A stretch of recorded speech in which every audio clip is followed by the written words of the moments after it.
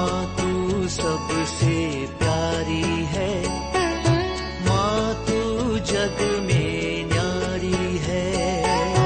माँ तू सबसे प्यारी है, माँ तू जग में न्यारी है। अपने आंचल में रखना, अपने आंचल में रखना। हमें वरदानों से भरना। माँ तू सबसे प्यारी है, माँ तू जग में न्यारी है। माँ तू सबसे प्यारी है, माँ तू जग में न्यारी है। Mr. Rajan Samuel, a great missionary in Hindi heartland, first class with distinction.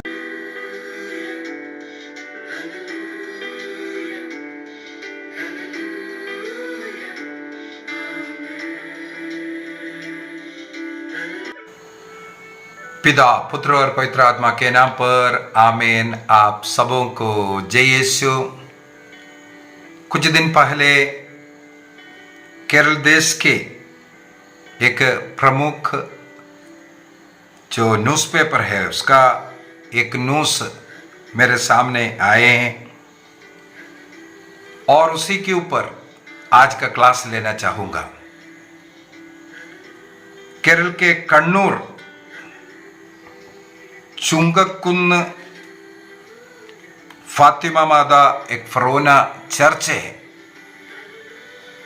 वहां पर सेवा करने वाले वहां का सहायक पुरोहित जो है फादर अखिल जोशी, 32 साल की उम्र, अर्थात पुरोहिताई संस्कार मिलाई है तो असिस्टेंट विकार के रूप में उस पल्ली में सेवा कर रहा था और उस पल्ली के ही उनके उम्र के आधे उम्र की एक बेटी के साथ गलत रिश्ता और पोस्को केस नाबालिग के साथ इस प्रकार का गलत संबंध रिश्ता पोस्को केस इनके ऊपर दर्ज करते हैं। वहाँ से भागते हैं, कहीं आंध्र प्रदेश से कहीं से उनको गिरफ्तार किया।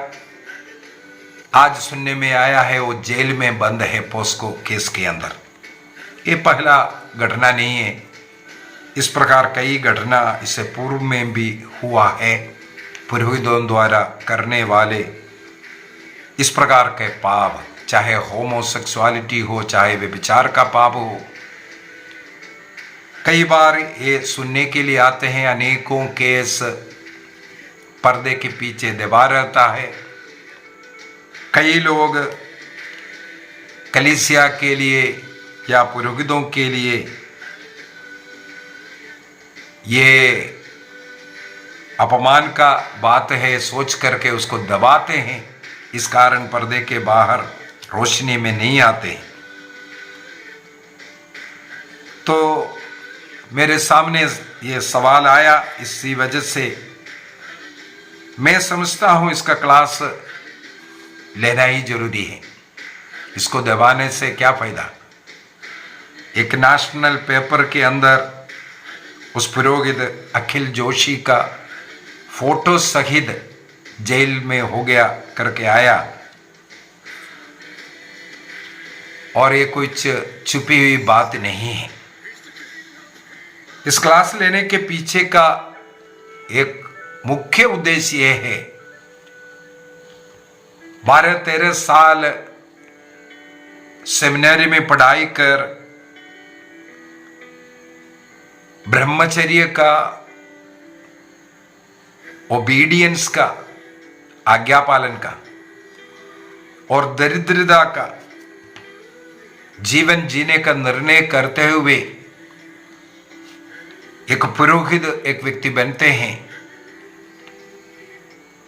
उनके जीवन में इस प्रकार का, वो भी एक नाबालिग के साथ इस प्रकार कार्य, इससे पूर्व में भी मुझे मालूम है एक बार मेरे से ही एक बेटी रो रो करके कह रही थी, उनका घर जो है गिरजा के पास है। 12 साल के उम्र से इस प्रकार उनका दुरुपयोग होता हुआ चर्च का क्लीनिंग के लिए बुलाते हैं, लेकिन उनके साथ इस प्रकार का अवैध संबंध 6 वर्षों के बाद अर्थात 18 साल के उम्र में मेरे से मिले।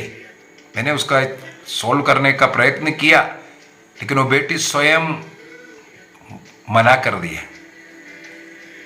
वो बेटी स्वयं मना कर रहा है, अब से ऐसा गलती नहीं होगा, लेकिन अब तक हुआ, मैं क्षमा करती हूं बोल करके।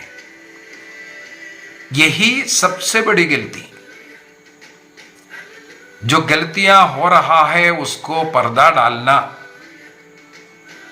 ये हमारे कैथोलिक चर्च के नियम के विरुद्ध है। संत पापा चाहे जॉन पॉल सेकंड हो, चाहे फ्रांसिस पोप हो, मुझे मालूम है कई बार इस प्रकार पर्दा डालना, ढकना, चाहे पुरोहितों का गलती हो, चाहे किसी और का गलती हो, उसको सबसे बड़ा अपराध, वो जो अपराध किया उससे बढ़कर के अपराध है, उसको ढकना, ये बताया है।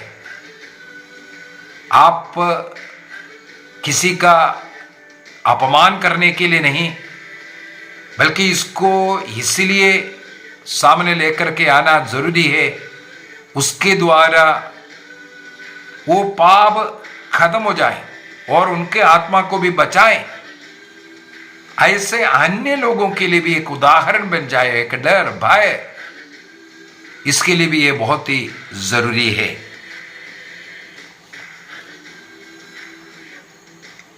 इस प्रकार के पाप का, समस्या का जड़ यदि हम थोड़ा सा ढूंढे, क्या कारण है? सबसे पहला मैं बोलूंगा, जैसे प्रभु ने प्रकाशना ग्रंथ दिया, ये 3 वाक्य 15 के अंदर जो बोल रहा है, एक प्रकार का स्पिरिचुअल लूपवार्मनेस, आत्मिक शिथिलता हम बोल सकते हैं। तुम ना तो ठंडे हो ना तो गर्म। कितना अच्छा होते तुम ठंडा या गर्म होते, लेकिन तुम कुनकुने हो। इस कुनकुना स्वभाव प्रभु को स्वीकार्य स्वभाव नहीं है। आध्यात्मिक कुनकुनापन, 12 साल का सेमिनारी ट्रेनिंग के अंदर दैनिक प्रार्थना, पर्सनल प्रार्थना, ये सब सिखाया जाता है। पवित्र मिस्सा बलिदान के अनुष्ठान किस प्रकार होना चाहिए और प्रभु के साथ किस प्रकार दैनिक जुड़े रहने के लिए हर पुरोहित को कम से कम 1 घंटे का आराधना, यूक्रिस्टिक एडोरेशन होना चाहिए, और पुरोहित को प्रतिदिन जो डिवाइन ऑफिस, ब्रेवरी प्रार्थना, ये करना चाहिए, ये सब सिखाया जाता है। इसलिए 12-13 साल सेमिनारी का ट्रेनिंग इसलिए चलता है, उसका एक प्रकार का ट्रेनिंग। जिनके जीवन में एक पुरोहित बनने के बाद वो ये प्रार्थना, ये जो टीचिंग, ये जो ट्रेनिंग दिया गया, उसमें कमी पड़ जाता है। वह स्वयं शैतान के लिए द्वार खोल करके दे रहा है। चाहे व्यक्तिगत प्रार्थना में कमी पड़ रहा हो या अपने ब्रेवरी डिवाइन ऑफिस प्रार्थना में कमी पड़ रहा हो या पवित्र मिस्सा बलिदान अर्पित करने में आप ढीलापन कर रहा हो, भक्ति की कमी हो रहा हो, या आप कम से कम 1 घंटा यूक्रिस्टिक एडोरेशन में नहीं बैठता हो, आप शैतान के लिए एक द्वार खोल करके दे रहा है। जहां में एक पुरोहित की प्रार्थना में कमी पड़ गया, वो डेंजरस जोन के अंदर एंटर किया है। कैटेकिज्म ऑफ कैथोलिक चर्च 2725 के अंदर 2725 के अंदर बता कर दे रहा है, यही प्रार्थना लाइफ ही ईश्वर के साथ हमारे संबंध को मजबूत करता है। जहां ईश्वर को हम थोड़ा सा किनारा कर दिया, वहां पर शैतान आकर के घुस गया। दूसरी बात ये बोलकर के दूंगा, पुरोहिताई में अनेकों लोग इन दिनों में यही चर्चा कर रहा है, पुरोहितों का ये ब्रह्मचर्य खत्म करना चाहिए करके, इनका विवाह करना चाहिए, तब इस प्रकार का कार्य नहीं करेगा। मैं कतई इसके साथ नहीं देता। क्या कारण है? यहां वहां एक पुरोहित का इस प्रकार का गलती को चाहे न्यूज चैनलों में, पेपर में, सब मेन हेडिंग में आता है, लेकिन इस प्रकार अब पिता अपने बेटी के साथ या छोटे छोटे बच्चों के साथ जो क्रूर कृत्य जो हो रहा है प्रतिदिन, उसको इतना भाव नहीं दिया जाता है। ये सब ब्रह्मचर्य में रहने वाले लोग नहीं, बल्कि ये सब जो कर रहा है विवाहित लोग अपने बच्चे के साथ। उदाहरण के लिए हमें मालूम है, एक बहुत बड़ा सुसमाचार प्रचारिका जोइस मेयर, वो स्वयं अपने पिता के हवस की शिकार है। वो स्वयं बचपन में अपने पिता के हाथों इस प्रकार के हवस का शिकार हुआ है। तो एक छोटी बात नहीं है, और हम लोग इसको इजीली भी नहीं लेना चाहिए। बहुत बड़ा एक अपराध हो रहा है। वो केवल, मेरा कहने का तात्पर्य केवल ब्रह्मचर्य का व्रत लिया इसलिए हो रहा है, ये एक गलत स्टैम्प लगा रहा है। ब्रह्मचर्य का व्रत लेने वाले, उनका प्रतिशत अगर देखें अच्छे जीवन जीने वाले, उनमें बीच में इस प्रकार का एक यूदस निकल जाता है, कलीसिया को, क्रिस्तियों को अपमानित करने के लिए। ये ब्रह्मचर्य जो व्रत लिया जाता है, अपने उस आग्रह को दमन करने का प्रयत्न नहीं है। ब्रह्मचर्य का मतलब एक पुरुष को अपने शरीर में जन्म में प्रभु के एक कृपा अनुग्रह मिला है। पुरुष को स्त्री के साथ आकर्षण या इस प्रकार देखने में शरीर हीटअप हो रहा है, चाहे किसी भी रीति से उसको देखें, ये ईश्वर की एक कृपा है, एक आशीष है। उस कृपा का, उस आशीष का दमन करने को ब्रह्मचर्य नहीं कहते, बल्कि उस आशीष को, उस कृपा को प्रभु के कार्य के लिए ट्रांसफॉर्म करने को ब्रह्मचर्य कहते हैं। इसको परिवर्तन करना है, प्रभु के प्रेम में, प्रभु के कार्य के लिए उसको ट्रांसफॉर्मेशन करना है, ना कि उसको दबाना है। दबाने वाले इस प्रकार का पाप में गिरेगा। लेकिन प्रभु के साथ रिश्ता जुड़ करके जो प्रभु के ऐसे जो पुरुषों को जो मिला हुआ जो कृपा आशीष, वो प्रभु के लिए इस्तेमाल करने के लिए उसको ट्रांसफॉर्म करेंगे, ईश्वरीय प्रेम में उसको बदलेंगे, वहां पर अनुग्रह आशीष है। अनेकों लोग बोलते हैं, पुरोहित लोग, विशेषकर जो डायसिसन प्रीस्ट है, अकेला रहता है। अन्य जो पुरोहित लोग जो होता है वो एक समाज में, एक आश्रम में रहते हैं, लेकिन डायसिसन प्रीस्ट जो होता है अकेला में रहता है। उनके अकेलापन में इस प्रकार का रिश्ता जुड़ता है, गलतियां होता है करके। यह भी एक गलत थिंकिंग है। एक पुरोहित कभी भी अकेला नहीं है।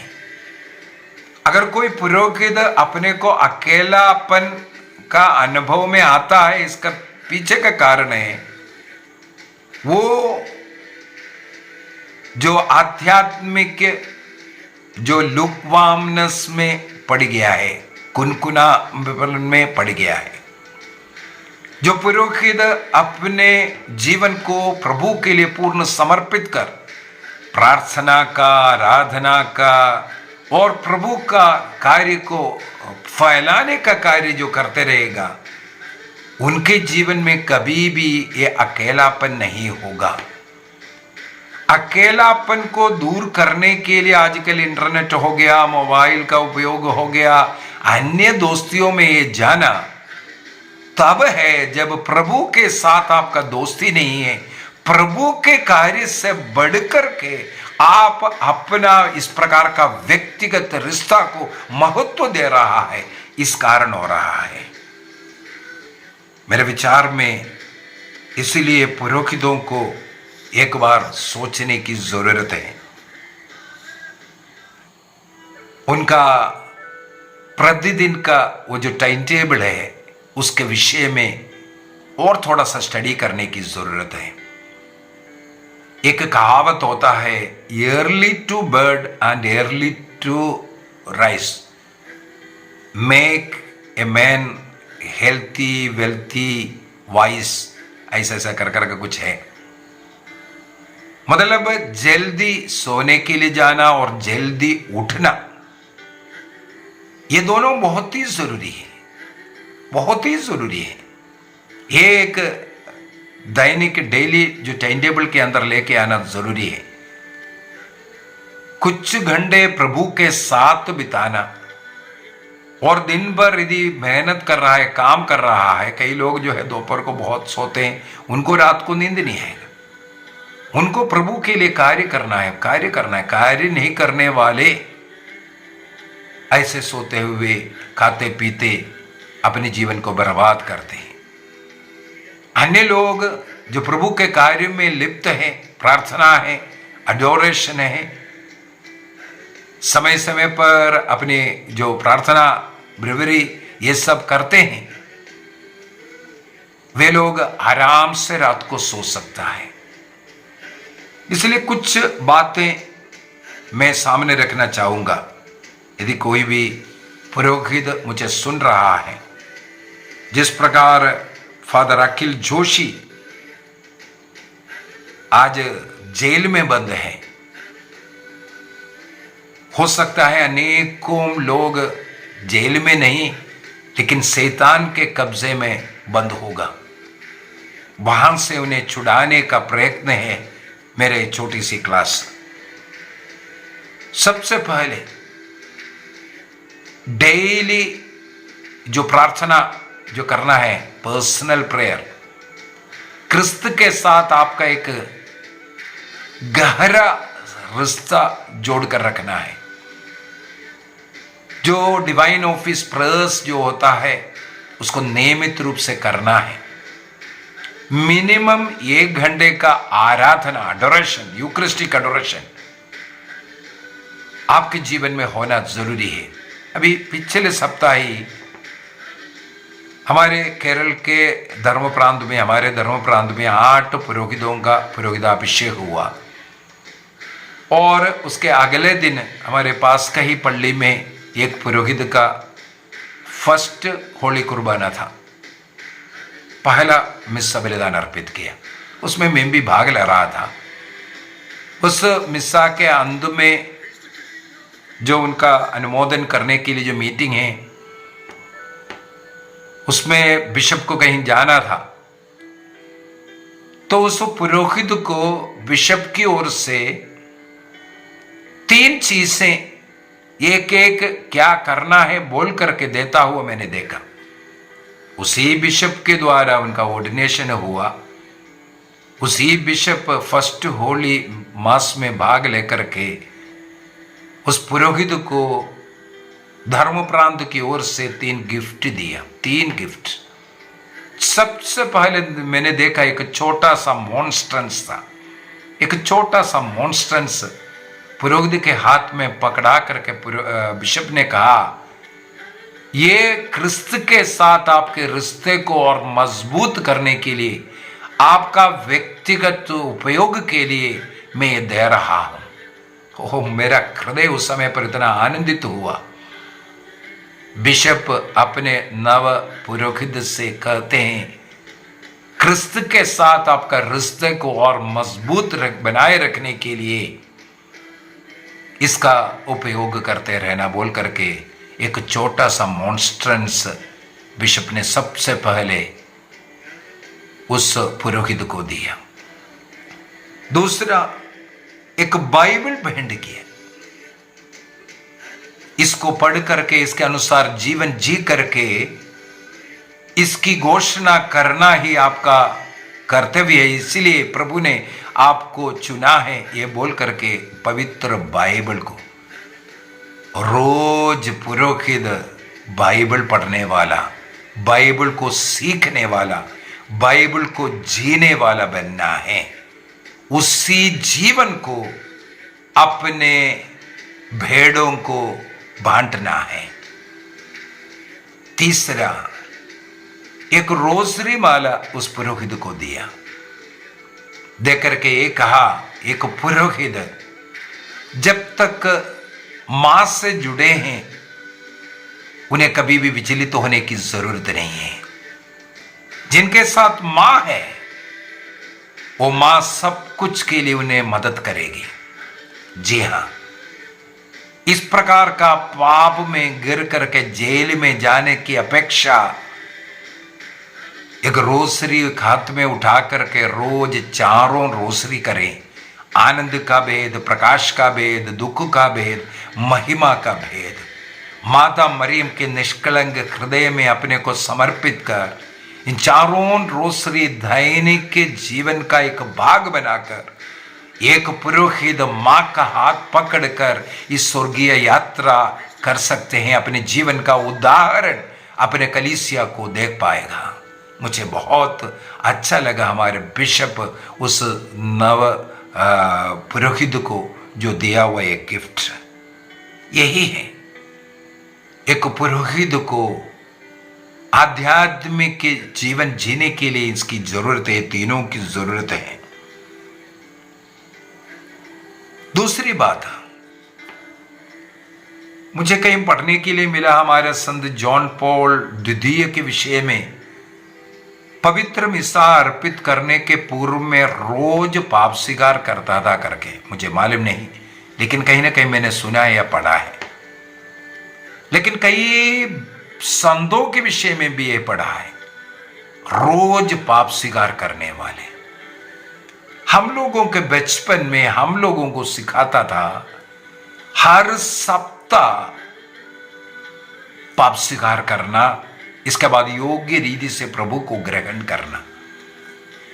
यदि हरेक पुरोहित हर सप्ताह पाप स्वीकार करना शुरू करेंगे, और जैसे सेमिनारी में अपने लिए एक स्पिरिचुअल डायरेक्टर, स्पिरिचुअल फादर होता है, इसी प्रकार अपने लिए एक स्पिरिचुअल फादर को पकड़ो, उनसे सप्ताह में एक बार मिलिए, उनका उपदेश सुनिए, पाप स्वीकार कीजिए। वो पुरोहित कभी भी इस प्रकार का गलती में नहीं गिरेगा। और वो पुरोहित अपने जीवन का उदाहरण अपने कलीसिया को देख करके ऐसे पुरोहितों के पास अन्य लोग भी पाप स्वीकार के लिए आएगा जो स्वयं इसमें ईमानदार है और जो स्पिरिचुअल फादर के गाइडेंस में जी रहा है। एक पुरोहित बन गया, इसका मतलब हम पूर्ण नहीं है, हम सब पापी हैं। हर एक व्यक्ति को इस प्रकार का स्पिरिचुअल गाइडेंस की जरूरत है, विशेषकर जो पुरोहित है उन्हें जरूरी है। जैसे मैंने बोला है, यूक्रिस्टिक एडोरेशन, कुछ वर्ष पहले की घटना है, मुझे याद है। एक धर्म प्रांत में प्रीस्ट के लिए एनुअल रिट्रीट मुझे लेना था। एनुअल रिट्रीट लेने के लिए मुझे करीब 1 साल पहले मेरे से पूछा और मुझे हाँ करना पड़ा। मैंने पहले मना किया लेकिन लास्ट में हाँ करना पड़ा, क्योंकि मेरे जीवन में पहली बार हो रहा था पुरोहितों के लिए, वो भी 2 रिट्रीट। मैं मेरे पल्ली पुरोहित के पास गया, फादर जी मुझे ऐसे ऐसे एक ऑफर मिला है, पुरोहितों का, प्रीस्ट का रिट्रीट लेना है। तो मैं पहली बार प्रीस्ट का, मैं अकेला, हाँ उससे पूर्व में मुझे मालूम है किसी फादर के साथ मैं कुछ क्लासेस जरूर लिया है, लेकिन अकेला जो प्रीस्ट रिट्रीट मुझे अभी कंडक्ट करना है, मुझे थोड़ा गाइडेंस दीजिए। मेरे पल्ली पुरोहित तुरंत अंदर जाते हैं, अपना एक पर्सनल लाइब्रेरी है, उसी से करीब 8-10 किताब ला करके मेरे सामने रखा, बोला ये लेकर के जाओ, अभी आपके लिए 1 साल समय है, पढ़ाई करो, केवल इसी से आप क्लास लेना बोला। मैंने हर एक पुस्तक देखा। उस फादर ने जितने भी किताबें दिया वो सारे के सारे किताब एक व्यक्ति के द्वारा लिखा हुआ है, वो है बिशप फुल्टन जे शीन का किताब। मैं आपसे कहूं, मैं उसी दिन से उस किताब को रेफर करना, पॉइंट्स नोट करना शुरू किया। मेरे जीवन में उस किताब को पढ़ते पढ़ते कई परिवर्तन हुआ, मेरे जीवन में परिवर्तन हुआ। अब उसी किताबों को पढ़ करके मैंने 1 सप्ताह का 6 दिन का रिट्रीट था, ऐसा 2 रिट्रीट, उन रिट्रीट को लिया। मेरे विचार में उस धर्म प्रांत बहुत खुश था, मुझे अच्छे रिप्लाई वहाँ, रिस्पॉन्स वहाँ से मिला, और उसके अंदर भी मुझे पढ़ने के लिए मिला फुल्टन जे शीन पर्सनल प्रेयर के ऊपर, पवित्र यूक्रिस्त को किस प्रकार एक पुरोहित अर्पित करना चाहिए, और एक पुरोहित के जीवन में इस यूक्रिस्टिक एडोरेशन का महत्व के विषय में बहुत ज्यादा लिखा हुआ था। मैंने वहां के उस रिट्रीट में भी, उस धर्म प्रांत में, एक प्रकार का एक चैलेंज के रूप में ही पुरोहितों के सामने रखा। यदि आप चाहे कितना भी बड़े बड़े काम कर रहा हो, बड़े बड़े स्कूल का प्रिंसिपल होगा, कॉलेज का प्रिंसिपल होगा, बहुत बड़ा कार्य कर रहा होगा, यदि आपके पास 1 घंटा प्रभु के साथ बैठने के लिए नहीं है, पवित्र यूक्रिस्त के सामने आपको बैठने के समय नहीं है, आप फेलियर है। मैंने ये बता करके दिया था। ये प्रेरणा मुझे बिशप फुल्टन जे शीन की उन किताबों से मिला। उन्होंने अपना जीवन को, मेरे विचार में 50-60 वर्ष ऐसा कुछ लिखा हुआ था, उन्होंने यही लिखा है कि मेरे इस तरह जीवन काल में ऐसा कोई एक दिन नहीं है मैंने 1 घंटे का यूकरिस्टिक एडोरेशन नहीं किया है। 1 आवर मिनिमम 1 आवर होता है। किसी दिन में अर्ली मॉर्निंग उनको फ्लाइट पकड़ना है करके, उसका भी ऐसा कई उदाहरण उसमें दिया हुआ। वो उससे कई घंटा पहले उठ करके मिस्सा अर्पित करते हैं, इसके बाद 1 घंटे का एडोरेशन करने के बाद घर से निकलते हैं यात्रा के लिए। इस प्रकार नियमित रूप से पवित्र मिस्सा और एडोरेशन को वो पकड़ा है। चाहे रात कितना भी हो जाए, चाहे कितना भी थका हुआ क्यों ना हो, पवित्र यूक्रिस्त को सामने रख करके उनकी आराधना करना उन्होंने एक नियम बनाया। उनका कहना है जो ब्रवरी प्रार्थना आप अपने कलीसिया को प्रभु की ओर उठाने का समय है, पवित्र यूक्रिस्त के सामने प्रार्थना आप कर लो। इस प्रकार अपने कलीसिया को प्रभु के हाथों में समर्पित करो। आपकी बलहीनता में पवित्र यूक्रिस्त आपकी मदद करेगा, शक्ति बनेगा। ये लिखा है। तो यूकरिस्टिक एडोरेशन होना जरूरी है। हर सप्ताह पाप स्वीकार करते हुए और एक पर्सनल जो स्पिरिचुअल फादर, स्पिरिचुअल एडवाइजर आपका होना चाहिए। आपके कमजोरियों में, बलहीनताओं में आपका हृदय खोलने वाला वो जगह आपको शक्ति देगा, आपको बचाएगा। अगला एक पॉइंट मैं ये बोल करके देना चाहूंगा, ईश्वर ने आपको विशेष रूप से चुना और नियुक्त किया। ईश्वर ने चुन करके आपको अपने कार्य करने के लिए नियुक्ति दिया है। आपको जन समुदाय से चुन करके अलग किया है। जैसे संत पोप फ्रांसिस ने कहा, जो गडरियों को अपने भेड़ का खुशबू होना चाहिए करके आपको अलग किया है। उस बाउंड्री में रह करके उनकी सेवा करना है। आप उनसे अलग नहीं हैं, उनके समान दिखते हैं, उनकी भाषा बोलते हैं, उनका भोजन खाते हैं, सब कुछ है। लेकिन प्रभु ने आपको चुन करके कुछ विशेष कार्य के लिए अलग भी किया है। यह भी आपके मन में होना चाहिए। कई बार मेरे मन में आने वाला एक वचन है, संत पौलुस इसके विषय में लिखा हुआ है। संत पौलुस कुरिन्थियों को लिखते हुए, कुरिन्थियों का पहला पत्र उसके अध्याय 9 वाक्य 27 के अंदर संत पौलुस साफ साफ सिखाते हैं कि कहीं ऐसा ना हो प्रवचन देते देते, लोगों को सिखाते सिखाते मैं स्वयं पाप में ना गिर जाए। इसलिए संत पौलुस क्या कहते हैं, वाक्य 27 में लिखा है, 1 कोरिन्थियंस चैप्टर 9:27, मैं अपने शरीर को कष्ट देता हूं और उसे वश में रखता हूं। मैं अपने शरीर को कष्ट देता हूं और उसे वश में रखता हूं।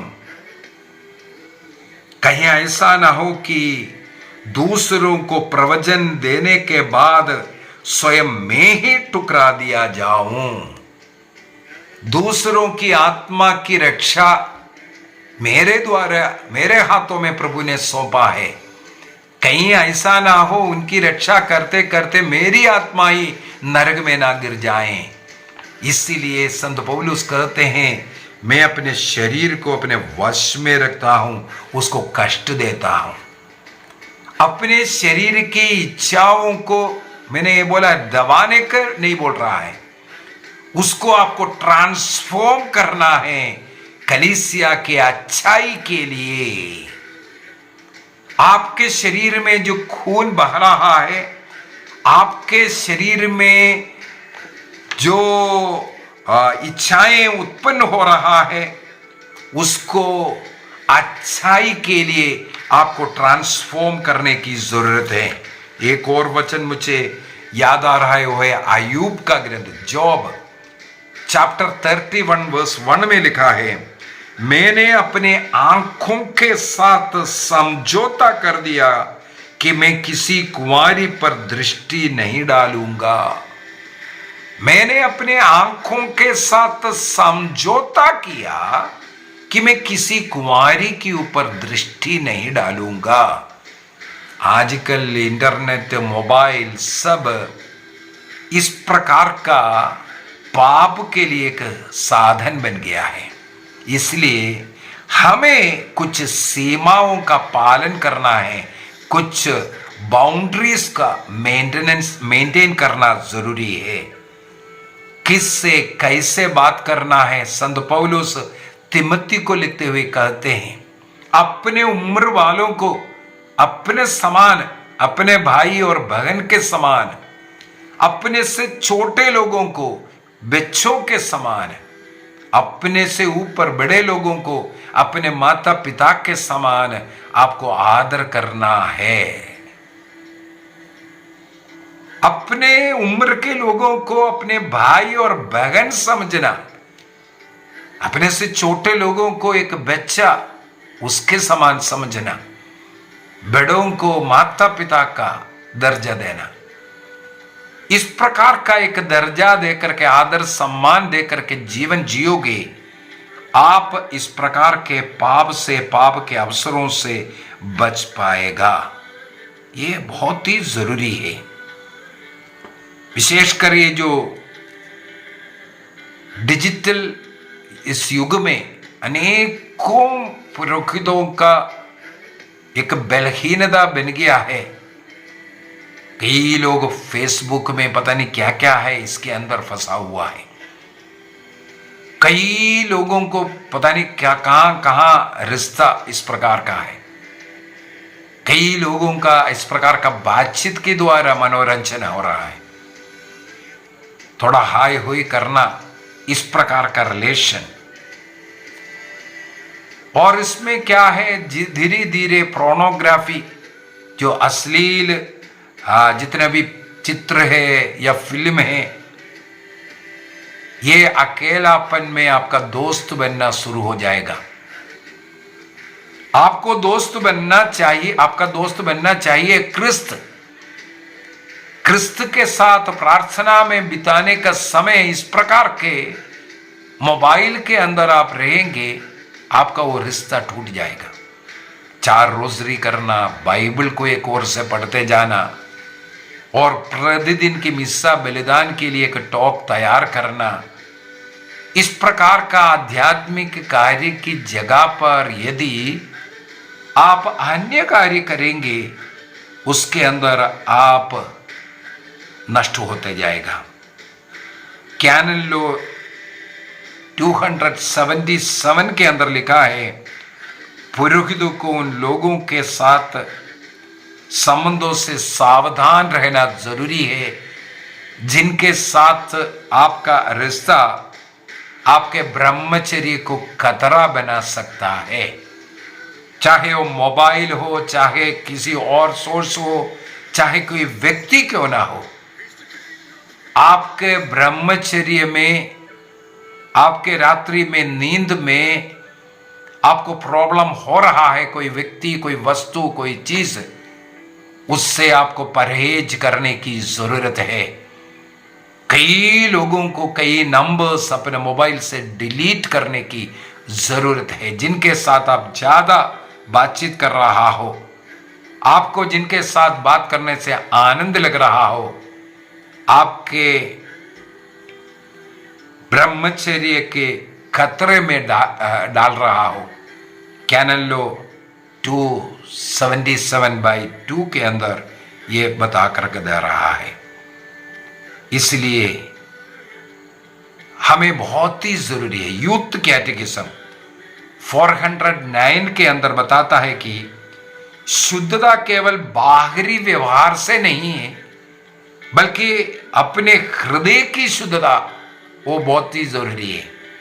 बाहर दिखाने लोगों के सामने संत बनने से नहीं, बल्कि अपने हृदय को पवित्र रखने का कार्य वो केवल प्रार्थना, भक्ति, प्रभु के साथ जो रिश्ता जोड़ करके हो सकता है।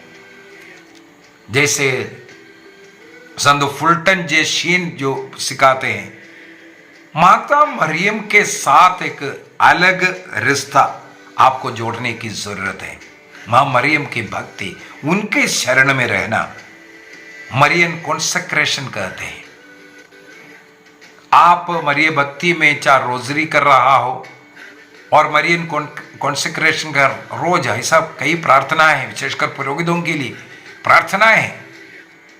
इसके द्वारा आप मां के साथ जीवन जिएंगे। संत लुइस मोंटफोर्ट का एक टिप्पणी मुझे पढ़ने के लिए मिला है, मरियम के प्रतिदिन समर्पण के द्वारा एक पुरोहित को शुद्ध पवित्र जीवन जीने में मददगार होगा।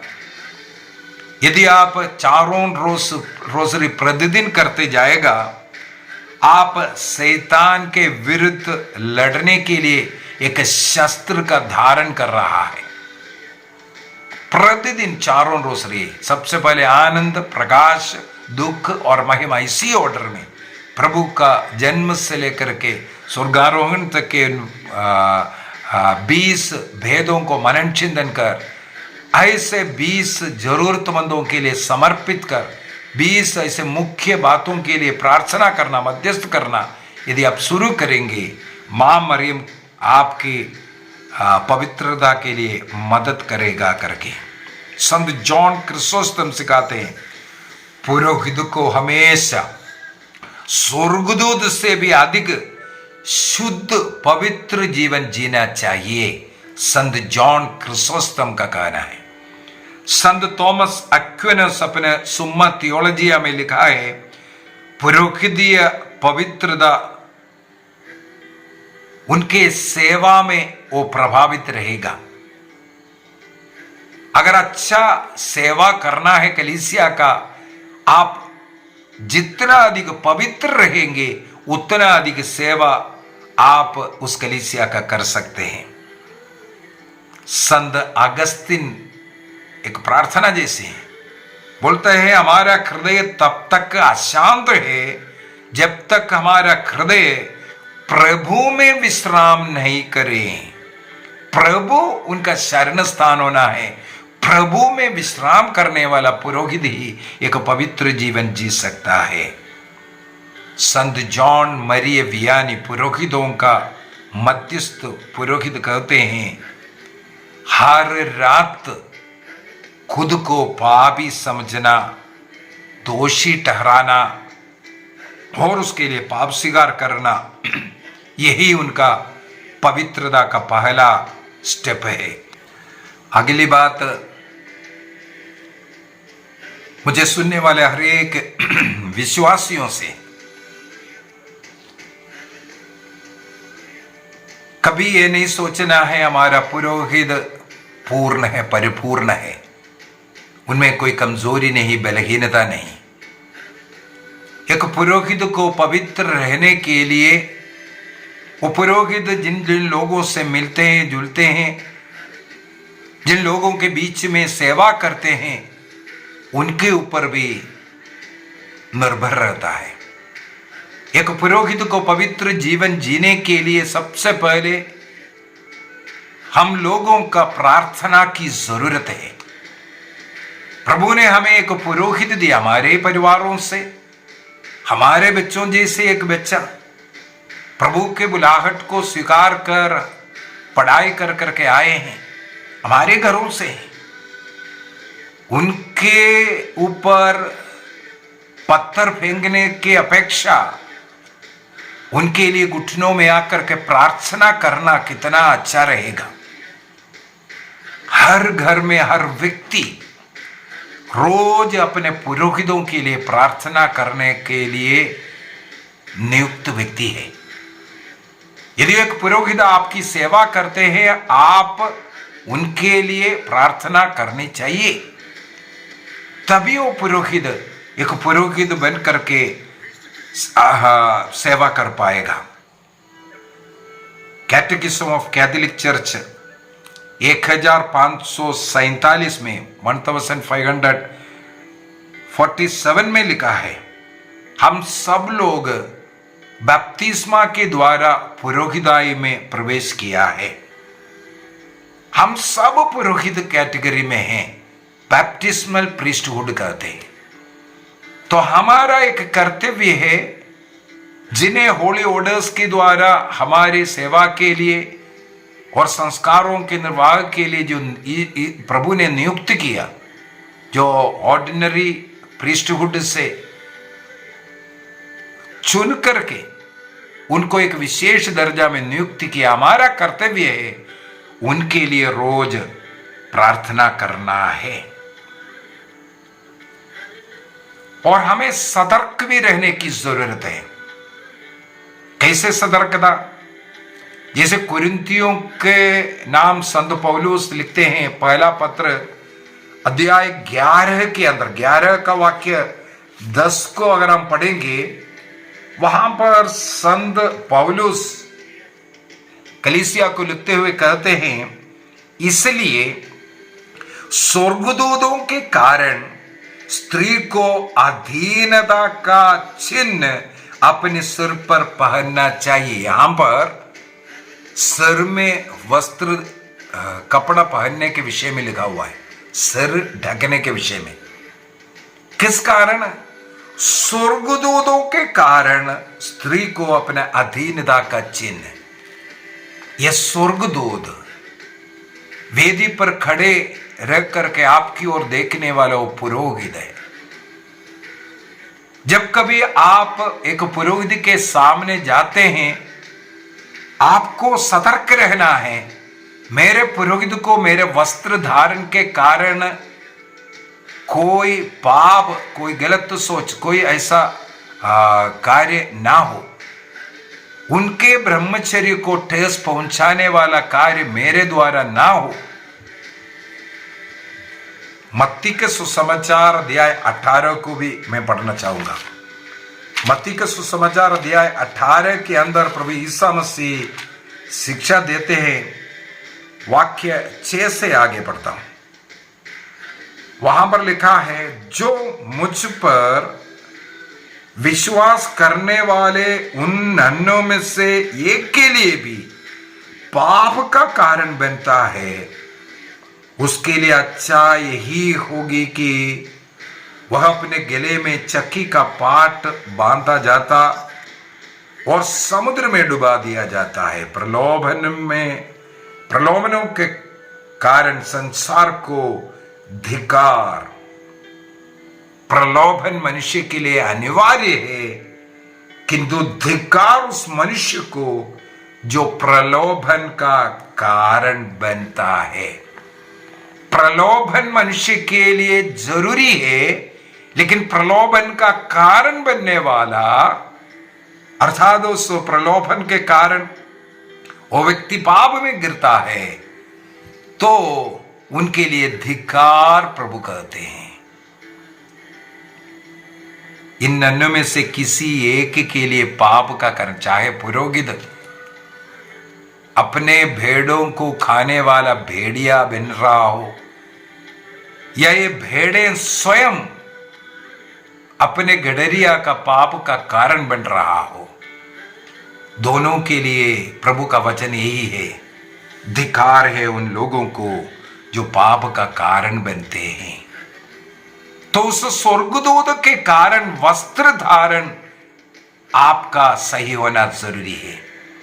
आज के लिए कैसा फैशन बन गया है, जो स्त्रियों को अपने सीना, अपने छाती ढककर रखना ये जरूरी है। जो आपका शरीर को देखता है, नग्नता को देखता है, उस पुरुष में उस समय पर एक हार्मोन आता है। ये कई लोग बोलते हैं अपने मां के साथ ऐसा होगा या अपने बहन के साथ ऐसा होगा। पिता अपने बच्चे को भी बर्बाद कर रहा है, इसका मतलब हो सकता है। मुझे मालूम है बेटा अपने मां के साथ पाप किया, ऐसा घटना मुझे मालूम है, इसलिए ऐसा सवाल गलत है। वस्त्र धारण सही होना जरूरी है। जिस भाग का, आपके शरीर का भाग देख करके पुरुष को पाप का कारण बनता है, उस जगह को ढककर रखना बहुत ही अनिवार्य है। चर्च में, मिस्सा बलिदान में और अन्य समय पर जब पुरोहित से मिलने जुलने जा रहा है, मुझे एक बात और याद आ रहा है। एक बार एक पुरोहित के साथ किसी घर में भोजन के लिए हम लोग गए थे। वो उस पुरोहित के साथ उस घर का बहुत अच्छा प्यार का रिश्ता है। वहां पर मेरे हाल में 20-22 साल की एक लड़की है, कॉलेज में पढ़ती है।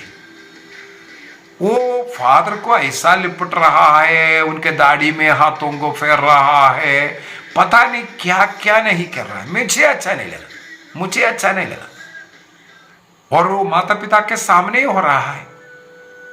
माता पिता हंस हंस करके फादर को छेड़ो मत, ऐसे से ही बोल रहा है बस। लेकिन इस प्रकार का जो कार्य है, सबका एक सीमा होना जरूरी है। माता पिता अपने बच्चों को यह सब सिखाना है। यदि ऐसा सिखाया होते, और कभी भी ऐसा अवसर भी नहीं बनाना चाहिए अकेला बच्चों को ऐसे सब भेजना, चाहे किसी भी कारण हो। पुरोहितों को भी सतर्क रहना है। कोई काउंसलिंग ऐसे करना है कमरे में बंद कर करके नहीं, खुल्लम खुला जहां है दूरी कर करके काउंसलिंग करना, पाप सिगार सुनना, ये सब लोगों के सामने होना चाहिए। इससे हमें परहेज करने की जरूरत है। बच्चों को भी गुड टच बैड टच इसकी टीचिंग चर्च से होना चाहिए और घर से होना चाहिए। संत पापा फ्रांसिस सिखाया है बच्चों को बचपन से घर में यौन शिक्षा देना चाहिए। गुड टच बैड टच का टीचिंग बच्चों को परिवार से देना चाहिए, ताकि ऐसा गलती आगे ना हो। और अगला एक और पॉइंट मैं बोलता हूं, अगर मान लो आपके साथ कोई गलत हुआ, उसको दबाना, उसको ढक के रखना, उससे भी बड़ा पाप है। उसके लिए ना पाप स्वीकार कर रहा है, ना उसको किसी को बता करके उसको समाप्त करने का प्रयत्न कर रहा है, या लीगल एक्शन के लिए आप पीछे हट रहा है। मुझे मालूम है, मैं आगे बढ़ करके मदद करने के लिए भी तैयार हुआ। ऐसे एक दो केस मुझे मालूम है, लेकिन वो जो व्यक्ति है पीछे हट रहा है, जहां मुझे आगे बढ़ने में प्रॉब्लम हो गया। तो गलती के सामने चुप रहना, चाहे आपको गलत मैसेज आ रहा हो या कुछ ऐसा हो रहा हो, उसको डिलीट कर करके चुप रहना गलत है। उसको मना करना, ना बोलना, और उसको अन्य लोगों के सामने उसको प्रकट करना। अगर आप ना बोल करके आप खत्म किया, वो व्यक्ति दूसरे व्यक्ति से ऐसा कार्य करेगा। इसलिए उस व्यक्ति का उस स्वभाव से उसे बचाना इसके लिए जरूरी है। इस व्यक्ति में इस प्रकार का दुर्गुण है, उसको बताना, विशेषकर अगर पुरोहित है उनका बिशप को यह बताना बहुत ही जरूरी है। तभी उस व्यक्ति का आत्मा को बचा पाएगा। उनको सही काउंसलिंग देंगे, उनको रिट्रीट में भेजेंगे, इस प्रकार उनकी उस बुलाहट को बचा पाएगा, उस पाप से उन्हें बचा पाएगा। कभी भी कोई भी ऐसा गिर सकता है, इसलिए आपको सतर्क रह करके आप उसके सामने चुप नहीं, बल्कि उसको अधिकारी के सामने उसको बताना जरूरी है। यदि आप किसी अधिकारी को नहीं बता रहा है तो आप स्वयं पाप कर रहा है, आप पवित्र यूक्रिस्त ग्रहण करने के अयोग्य बन जाते हैं। सहन करना गलत है। अगली एक और बात मैं बोलकर देता हूं, प्रभु यीशु मसीह हमेशा पीड़ित के साथ दिया है। पीड़ित के साथ प्रभु यीशु मसीह खड़े हैं। इसलिए कलीसिया के अधिकारी हमेशा पीड़ित के साथ देगा। इसका यह मतलब नहीं है सामने वाले का अपमान कर रहा हो या कुछ और कर रहा हो, नहीं, उनको बचाना। जैसे यूहन्ना का सुसमाचार अध्याय 8 के अंदर एक पापनी स्त्री को यीशु मसीह के सामने लेके आए लोग, पत्थर मार डालना चाहता था। हम लोग देखते हैं व्यभिचार जैसे पाप में पकड़ी हुई इस महिला को भी प्रभु ने बचाने का, उसकी आत्मा को बचाने का कार्य किया। तो पीड़ित के साथ प्रभु है, ये आप कभी भूलना नहीं। आखिरी एक और बात मैं बोल करके देना चाहूंगा, हमारे कलीसिया का एक पुरोहित या 4 पुरोहित या 10 पुरोहित इस प्रकार गलती में गिर गया, इसका मतलब कैथोलिक कलीसिया गलत नहीं है।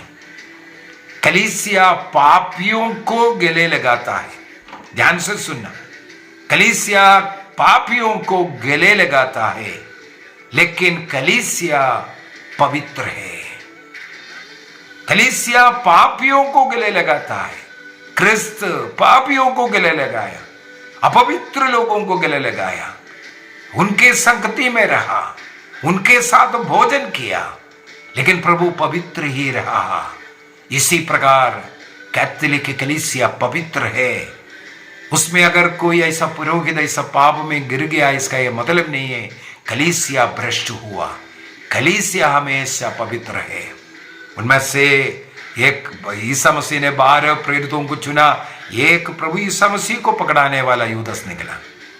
प्रभु को मालूम था, तो प्रभु जिनको बुलाहट दिया है उनमें हो सकता है गिरने वाला, ऐसे गिरे हुए लोग भी होगा, हो सकता है कोई छोड़ करके गया हो, ऐसे भी लोग होगा। इसका यह मतलब नहीं है कैथोलिक कलीसिया का पुरोहिताई गलत हो, ब्रह्मचर्य गलत हो। अगर ब्रह्मचर्य गलत होते तो ईसा मसीह स्वयं ब्रह्मचर्य व्रत में नहीं रहते। यदि ब्रह्मचर्य व्रत गलत होते, संत पौलुस ब्रह्मचर्य का साथ नहीं दिया होते।